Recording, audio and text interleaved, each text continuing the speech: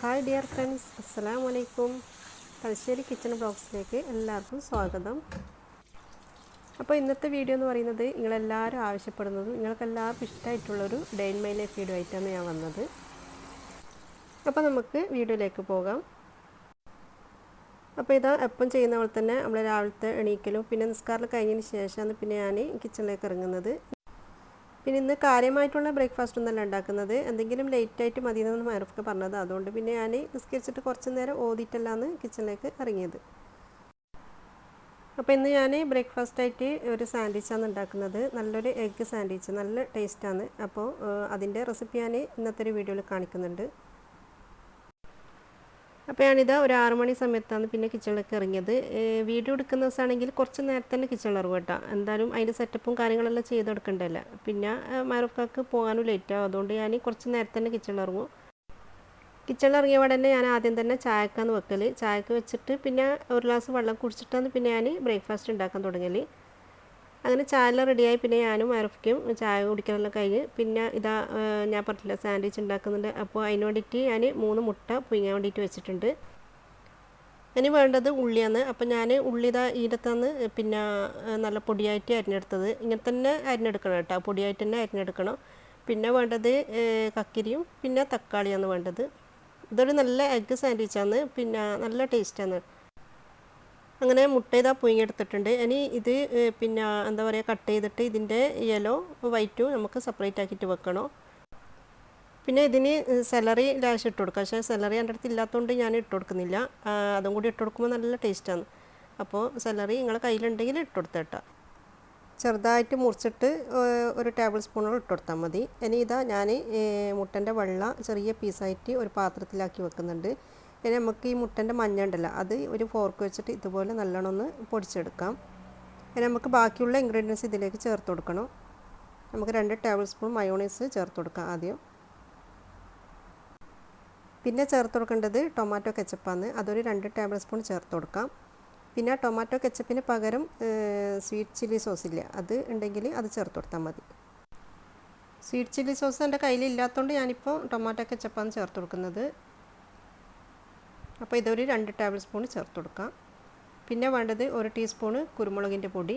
പിന്നെ നമ്മളിതാ മുറിച്ച് വെച്ച ഉള്ളി ഇതിലേക്ക് ചേർത്ത് കൊടുക്കാം. ഇത് 1 ടേബിൾ സ്പൂൺ മതി കേട്ടോ ഉള്ളി.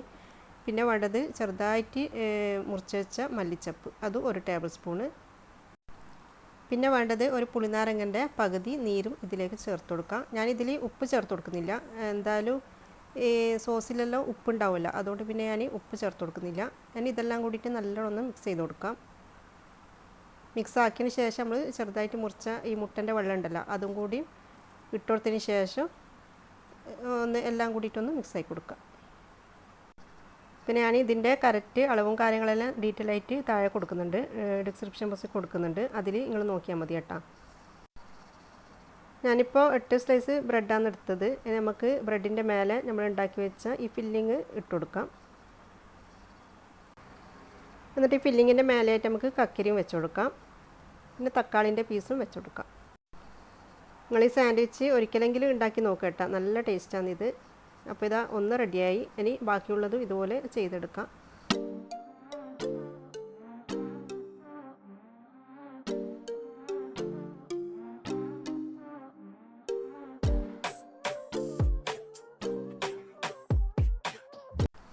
പിന്നെ ഒരു പാന് അടുപ്പിലേക്ക് വെച്ചിട്ട് അത് ചൂടായി കഴിഞ്ഞാൽ നമുക്കിതിലേക്ക് കുറച്ച് ബട്ടർ ചേർത്ത് കൊടുക്കാം. 1 ടേബിൾ സ്പൂൺ ബട്ടർ ഇട്ട് കൊടുത്തതിന് ശേഷം നമ്മൾ ഉണ്ടാക്കി വെച്ച സാൻഡ്വിച്ച് ഇതിൻ്റെ മേലെ വെച്ച് കൊടുക്കാം. അപ്പോൾ നല്ലൊരു ക്രിസ്പി ആയിട്ട് തന്നെ കിട്ടും. നമുക്ക് ഈ ഒരു സാൻഡ്വിച്ച് നല്ല ക്രിസ്പിയോട് കൂടിയിട്ട് കിട്ടും. അപ്പോൾ അങ്ങനെ കഴിക്കുമ്പോൾ നല്ല ടേസ്റ്റ് ഉണ്ടാകും. നമ്മളിങ്ങനെ സാധാരണ കഴിക്കുന്നവരോ അത്ര വലിയ ടേസ്റ്റ് ഉണ്ടാവില്ല. ഇതുപോലെ ആക്കിയിട്ട് തന്നെ കഴിച്ച് നോക്കണം. പിന്നെ ഞാനിപ്പോൾ 2-3 ഉണ്ടാക്കിയിട്ടുള്ളൂ. മൈറഫ്ക്കാക്ക് കൊണ്ടുപോകാൻ വേണ്ടിയിട്ട് മാത്രം ഉണ്ടാക്കിയതാണ്. പിന്നെ ബാക്കി മക്കൾ എണീച്ച് കഴിഞ്ഞാൽ പിന്നെ അവർക്ക് കൊടുക്കുന്ന സമയത്ത് ഉണ്ടാക്കാമെന്ന് വിചാരിച്ചതാണ്. അപ്പോൾ ഇതാ നല്ല ക്രിസ്പി ആയിട്ടുള്ള എഗ്ഗ് സാൻഡ്വിച്ചിൽ റെഡി ആയിട്ടുണ്ട്. അപ്പോൾ എന്തായാലും നിങ്ങളൊന്ന് ട്രൈ ചെയ്ത് നോക്കാം. പിന്നെ ഈ സാൻഡ്വിച്ച് കഴിക്കുമ്പോൾ നിങ്ങൾ നല്ല ക്രിസ്പിയോട് കൂടിയിട്ട് തന്നെ കഴിക്കാൻ നോക്കണേ, എന്നാലാണ് അതിൻ്റെ നല്ല ടേസ്റ്റ് കിട്ടാൻ. അങ്ങനെ മൈറഫ്ക്കൊക്കെ വേണ്ടുന്നില്ലായി. പിന്നെ ഓരോ ലഞ്ചിനെല്ലാം ഇട്ടെടുത്ത് അപ്പോൾ ഉച്ചക്കത്തെ ചോറും പിന്നെ രാവിലത്തെ ബ്രേക്ക്ഫാസ്റ്റാണ് കൊണ്ടുപോകൽ. അങ്ങനെ മൈറഫ്ക്ക് ഇറങ്ങിയതിന് ശേഷം പിന്നെ മക്കളെ വിളിച്ച് അവർ ക്ലാസ്സിലിരുന്നിട്ടുണ്ട്. പിന്നെ അവർക്ക് ബ്രേക്ക്ഫാസ്റ്റ് എന്തായാലും തന്നെ കൊടുത്തില്ല, സാൻഡ്വിച്ച് അല്ല, അതുകൊണ്ട് പിന്നെ ആ സമയത്ത് തന്നെ കഴിച്ചിന്. ഇനിയിപ്പോൾ കുറച്ച് കഴിഞ്ഞാൽ പിന്നെ എന്തെങ്കിലും എല്ലാം ആയിട്ട് കൊടുക്കും. പിന്നെ ഞാൻ പുറത്തു പോകുമ്പോൾ ഇട്ട പർദ്ദ ഉണ്ടായിരുന്നു, അത് ഇങ്ങനെ കൈമ നൽകലാന്ന് ഞാൻ. പിന്നെ അതിൽ സ്റ്റോണിലുള്ളതുകൊണ്ട് ഇങ്ങനെ കൈമ നൽകലാന്ന്. പിന്നെ ഞാൻ പർദ്ദ അലക്കുന്നത് സോപ്പ് പൊടി ഇല്ലല്ല, അതിൻ്റെതായ ഒരു ലിക്വിഡ് കിട്ടുന്നുണ്ട് പർദ്ദ അലക്കുന്നതിൻ്റെ. അപ്പോൾ അതിലാണ് ഞാൻ അലക്കൽ. ഇനിയിപ്പോൾ അതില്ലാന്നുണ്ടെങ്കിൽ പിന്നെ ഞാൻ ഷാമ്പൂ, ഏതെങ്കിലും നല്ല ഷാമ്പൂ ഉണ്ടെങ്കിൽ ഷാമ്പൂയിൽ അലക്കലാന്ന്. സോപ്പ് പൊടിയിൽ അലക്കിയാൽ ഫുള്ളൊരു വൈറ്റ് പൊടി വീണ പോലെ ഉണ്ട്. അങ്ങനെ പർദ്ദൻ്റെ മുകളിൽ ബ്ലാക്ക് ആയാൽ എന്തായാലും എടുത്ത് കാണിക്കും. അതുകൊണ്ട് ഞാൻ സോപ്പ് പൊടിയിൽ അലക്കലില്ല. അങ്ങനെ പർദ്ദയിൽ അലക്കിയിട്ട് പിന്നെ ഞാൻ ഇതാ ബാത്റൂം ഒന്ന് കഴുകിയതിന് ശേഷം പിന്നെ ഇതാ മുകളിലിടുന്ന് തുണിയെല്ലാം ആറിയിടുന്നുണ്ടായിരുന്നു. പിന്നെ മെഷീനിൽ അലക്കൽ പരിപാടിയെല്ലാം ഓള പണിയാന്ന്. ഞാൻ പിന്നെ ഇങ്ങനെ തുണി ഇട്ട് കൊടുക്കും, ബാക്കിയെല്ലാം ഓള് ചെയ്യലാന്ന്. പിന്നെ ഞാനിപ്പോൾ അലക്കിയ പർദ്ദ ഉണക്കി കൊടുത്തിട്ട് അതുപോലെ അവിടുന്ന് ആറിയിടുന്നുണ്ട്. അങ്ങനെ പിന്നെ എന്താ പറയുക, അടിച്ച് വാരലും അങ്ങനത്തെ ഒന്നും ഞാൻ കാണിക്കുന്നില്ല കേട്ടോ. പിന്നെ വീഡിയോ ലെങ്ത്തായിട്ട് ഇതൊക്കെ അവർ ബോറാണ്ടെന്ന് വിചാരിച്ചിട്ട് ഞാൻ അടിച്ച് വരുന്നൊന്നും അങ്ങനെ കാണിക്കുന്നില്ല. കൂടുതൽ ക്ലീനും കാര്യങ്ങളും ഇന്നത്തെ വീഡിയോയിലില്ല.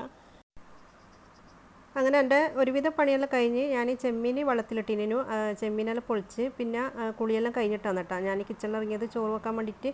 ഇന്ന് ചെമ്മീൻ്റെ ചോറാണ് ഉണ്ടാക്കുന്നത്, ചെമ്മീൻ തേങ്ങച്ചോറ്. ചെമ്മീൻ നന്ന ചെറിയ ചെമ്മീനാണ്, പൊടിച്ചെമ്മീൻ പോലത്തത്. അപ്പോൾ അത് പൊളിക്കാൻ വേണ്ടിയിട്ട് കുറേ നേരം നിന്ന്. പിന്നെ ചെമ്മീനെല്ലാം പൊളിച്ചിട്ട് പിന്നെ ഞാൻ എന്താക്കി വേഗം കുളിയും നിസ്കാരം കഴിഞ്ഞിട്ടാണ് പിന്നെ ചോറ് വെക്കാൻ ഇറങ്ങിയത്. ചെമ്മീൻ തേങ്ങച്ചോറിൻ്റെ റെസിപ്പി ഞാൻ മുമ്പ് ഇട്ടിനി, എന്നാലും ഇന്നത്തത് ഞാൻ കുറച്ച് മാറ്റം വരുത്തിക്കുന്നുണ്ട്. അതുകൊണ്ട് ഞാൻ റെസിപ്പി പറയാം. മസാല നമ്മൾ സാധാരണ ഉണ്ടാക്കുന്ന പോലെ തന്നെയാണ്. പിന്നെ ചോറ് ഞാൻ വെക്കുന്ന സമയത്ത് പട്ടയും ഗ്രാമ്പെല്ലാം ഇട്ട് കൊടുക്കുന്നുണ്ട്, അത് ഇട്ട് കൊടുക്കുന്നില്ല എന്നേ ഉള്ളൂ. അപ്പോൾ മസാല അവിടുന്ന് ആകുന്നുണ്ട് സാധാരണ ഉണ്ടാക്കുന്ന പോലെ തന്നെയാണ് കേട്ടോ. ഉള്ളിയും തക്കാളിയെല്ലാം വാട്ടി നമ്മൾ ബിരിയാണിക്ക് മസാല ഉണ്ടാക്കുന്നില്ലേ, അതുപോലെ തന്നെ. അപ്പോൾ തക്കാളി വാടുന്നതിൻ്റെ ഇടയ്ക്ക് ഞാൻ അരിയൊന്ന് കഴുകിയെടുക്കാമെന്ന് വിചാരിച്ച്. അരി നമ്മൾ സാധാരണ പൊന്നി അരിയില്ലേ, അതാണ് എടുത്തത്, ചോറ് വെക്കുന്ന അരി. ചോറ് വെക്കുന്ന സാധാരണ ഞാൻ മട്ട അരിയാണ് എടുക്കൽ, പക്ഷേ ഇന്ന് തേങ്ങച്ചോറിന് ഞാൻ പൊന്നി അരിയാണ് എടുക്കുന്നത്. അപ്പോൾ ചെമ്മീൻ കണ്ടില്ല, ചെറിയ ചെമ്മീനാണ്. അപ്പോൾ ഇത് പൊളിക്കാൻ വേണ്ടിയിട്ട് ഞാൻ കുറേ നേരം ഇരിക്കേണ്ടി വന്നിനി. ഞാനിവിടെ താല് പിന്നെ ചെറിയ പലരം വെച്ചിട്ട് അങ്ങനെ ഇരുന്നിട്ടാണ് കേട്ടോ പൊളിച്ചത്. അതുകൊണ്ടാണ് പിന്നെ വീഡിയോ എടുക്കാണ്ടുന്നത്. അപ്പോൾ മസാല അവിടെ നിന്ന് വാടുന്നുണ്ട്. പിന്നെ ഞാൻ പാട്ടയിൽ മല്ലിപ്പൊടി ഇറന്നിനു, അപ്പോൾ അത് ഞാൻ ഇട്ട് വെക്കലാണ്.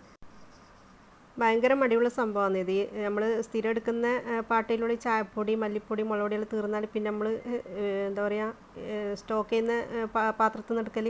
അപ്പോൾ എനിക്കിത് കുറച്ച് മടിയുള്ള സംഭവമാണ്. നിങ്ങൾക്ക് ഉണ്ടോയെന്നറിയില്ല. നിങ്ങൾക്കും പിന്നെ ഈ ഒരു മടി ഉണ്ടെങ്കിൽ കമൻസിൽ അറിയിക്കണേ. പിന്നെ അപ്പോൾ ഞാനിതാ മസാല വാട്ടിയതിന് ശേഷം ഇതിലേക്ക് ചെമ്മീൻ ഇട്ടിട്ട്, ചെമ്മീൻ ഞാൻ ഫുള്ളായിട്ട് ഇട്ട് കൊടുത്തിട്ടില്ല, കുറച്ചേ ഇട്ട് കൊടുത്തിട്ടുള്ളൂ. പിന്നെ ബാക്കി പൊരിക്കാൻ വേണ്ടിയിട്ട് അങ്ങനെ മാറ്റി വെച്ചിട്ടുണ്ട്.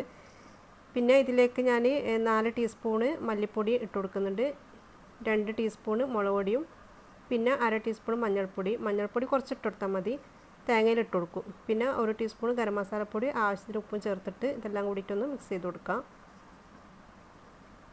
ഇനി ഇതിൽ ഞാൻ കുറച്ച് വെള്ളം ഒഴിച്ച് കൊടുക്കുന്നുണ്ട്. പിന്നെ വെള്ളം ഇതിൽ അങ്ങനെ കൂടിപ്പോയാലും കുറഞ്ഞാലും കുഴപ്പമൊന്നുമില്ല. നമ്മൾ ചോറിൽ വെള്ളം ഒഴിച്ച് കൊടുക്കുമ്പോൾ അത് കറക്റ്റ് ഒഴിച്ച് കൊടുത്താൽ മതി എന്നേ ഉള്ളൂ. ഇനി അരി കഴുകണം. അപ്പോൾ ഞാൻ അതിൻ്റെ ഇടയ്ക്ക് കുറച്ച് നട്ട്സ് കഴിക്കാമെന്ന് വിചാരിച്ച്. പിന്നെ ഇത് ഞാൻ ഡെയിലി കഴിക്കുന്നത് തന്നെയാണ്, കുറച്ച് നട്ട്സെല്ലാം അങ്ങനെ കഴിക്കും. പിന്നെ ഇടയ്ക്ക് ഫ്രൂട്ട്സ്, പിന്നെ അതൊന്നും ഞാൻ വീഡിയോയിൽ എടുക്കുന്നില്ല എന്നുള്ളൂ, വീഡിയോയിൽ കാണിക്കുന്നില്ല എന്നേ ഉള്ളൂ. അത് മറന്നു തോന്നിയാണ് കേട്ടോ. അപ്പോൾ ഇത് ഞാൻ നിങ്ങൾക്ക് കാണിച്ചതെന്ന് വിചാരിച്ചിട്ട് അങ്ങനെ പിന്നെ എടുത്തതാണ്. നമ്മൾ വീട്ടിലെ ജോലി എടുക്കുന്നതിൻ്റെ ഇടയ്ക്ക് നമ്മൾ ആരോഗ്യം കൂടി നോക്കാം. ഇതുപോലെ എന്തെങ്കിലും ഇടയ്ക്ക് നട്ട്സും ഫ്രൂട്ട്സെല്ലാം ആയിട്ട് കഴിക്കാം. പിന്നെ ഒന്നാമത് ചില ആൾക്കെല്ലാം വരുന്നതാണ് ഈ പീരീഡ് സമയത്തെല്ലാം ഇങ്ങനെ നല്ല വയറുവേദന അണക്കുണ്ടാകലുണ്ട്. പക്ഷെ ഞാൻ ആ സമയത്ത് തുടങ്ങിയ പാടന്നെ പിന്നെ നല്ലോണം വെള്ളം കുടിക്കും, പിന്നെ ഒരു നേന്ത്രപ്പഴം കഴിക്കും. അന്നേരം എന്താ പിന്നെ അങ്ങനെ വേദന ഒന്നും വരുന്നില്ല. അപ്പോൾ ഞാൻ ഇപ്പോൾ അടുത്താണ് അങ്ങനെ ചെയ്യാൻ തുടങ്ങിയത്. ഞാൻ ഒരു വീഡിയോയിൽ അങ്ങനെ ഒരു ഡോക്ടർ പറഞ്ഞിട്ട് അങ്ങനെ ചെയ്തതാണ്. അപ്പോൾ എനിക്ക് നല്ല മാറ്റം കണ്ടുകൊണ്ട് ഇത് ഞാൻ നിങ്ങളായിട്ടൊന്ന് ഷെയർ ചെയ്യാമെന്ന് വിചാരിച്ചിട്ട് അങ്ങനെ പറഞ്ഞതന്നേ ഉള്ളൂ. അപ്പോൾ ആർക്കെങ്കിലും അങ്ങനെ വയറുവേദന ഉണ്ടെങ്കിൽ അങ്ങനെ ചെയ്യാൻ നോക്കുക കേട്ടോ. നമ്മൾ തുടക്കത്തിൽ നല്ലോണം വെള്ളം കുടിക്കുക, പഴവും കഴിക്കുക.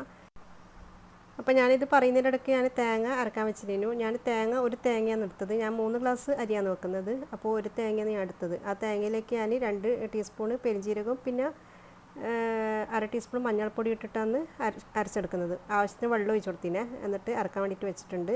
പിന്നെ അതിൻ്റെ ഇടയ്ക്ക് അരിയും കഴുകിയിട്ട് അവിടെ വെച്ചിട്ടുണ്ട്. ഇനി നമുക്ക് ചോറുണ്ടാക്കാൻ തുടങ്ങാം. അപ്പോൾ ഞാൻ മുമ്പത്തെ തേങ്ങച്ചോറിൽ ഞാൻ നെയ്യ് ഒഴിച്ചിട്ട് അതിൽ പട്ടയും ഗ്രാമ്പെല്ലാം ഇട്ട് കൊടുക്കുന്നുണ്ട്, ഇതിൽ ഇട്ട് കൊടുക്കുന്നില്ല. ഇതിൽ ഞാനിപ്പോൾ നേരിട്ട് തേങ്ങ അരച്ചത് ഒഴിച്ചിട്ട് അതിലേക്ക് പിന്നെ ആവശ്യത്തിനുള്ള വെള്ളം കൂടി ഒഴിച്ച് രണ്ടാമത്, എന്നിട്ട് പിന്നെ ഉപ്പ് ഇട്ടിട്ട് ലേശം കറിവേപ്പില ഇട്ടിട്ട് ഇതൊന്ന് തിളക്കാൻ വേണ്ടിയിട്ട് വെച്ചിട്ടുണ്ട്.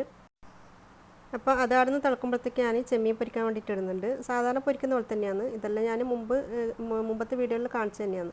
അപ്പോൾ ഞാൻ ചെമ്മീനിൽ പിന്നെ മുളക് പൊടിയും മഞ്ഞൾപ്പൊടിയും പിന്നെ കറിവേപ്പിലയും പിന്നെ ഉള്ളി ചെറുങ്ങനെ മുറിച്ചിട്ടതും പിന്നെ ആവശ്യത്തിന് ഉപ്പും ലേശം വെള്ളം ചേർത്തിട്ട് മിക്സാക്കിയിട്ട് അടുപ്പത്ത് വെച്ച് കൊടുക്കാം.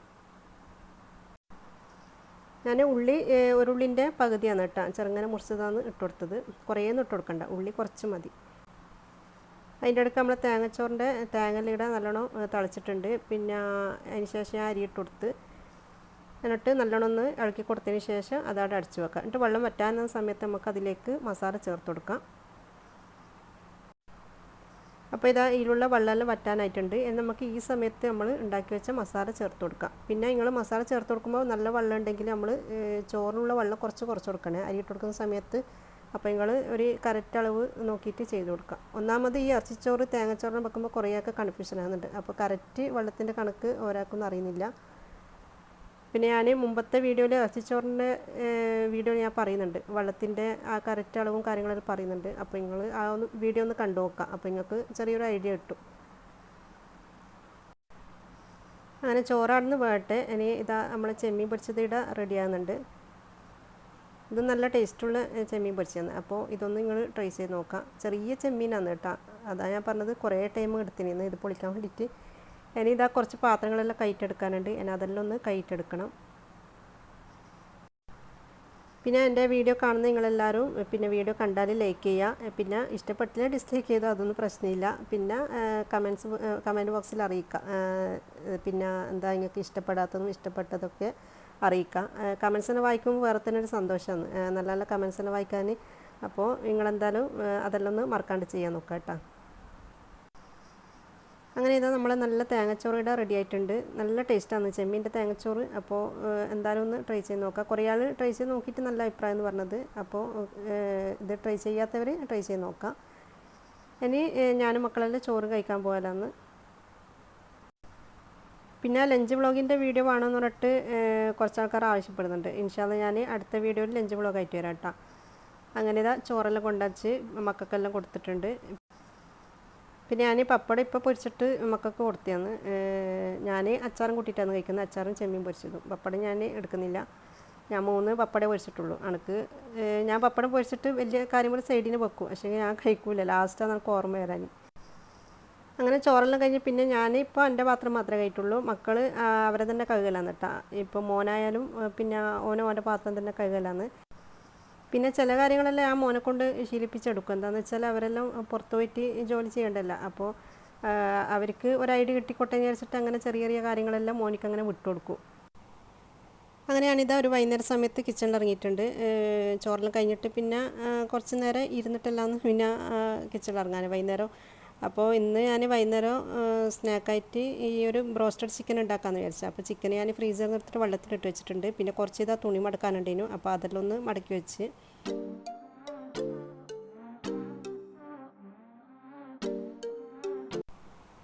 അങ്ങനെ തുണിയെല്ലാം മടക്കി ഞാനിതാ പിന്നെ മക്കൾക്ക് മദ്രസൻ്റെ ക്ലാസ് തുടങ്ങും. അപ്പോൾ അതിന് മുന്നേ ആയിട്ട് ഇവർക്ക് ഇത് കൊടുക്കണമല്ലോ.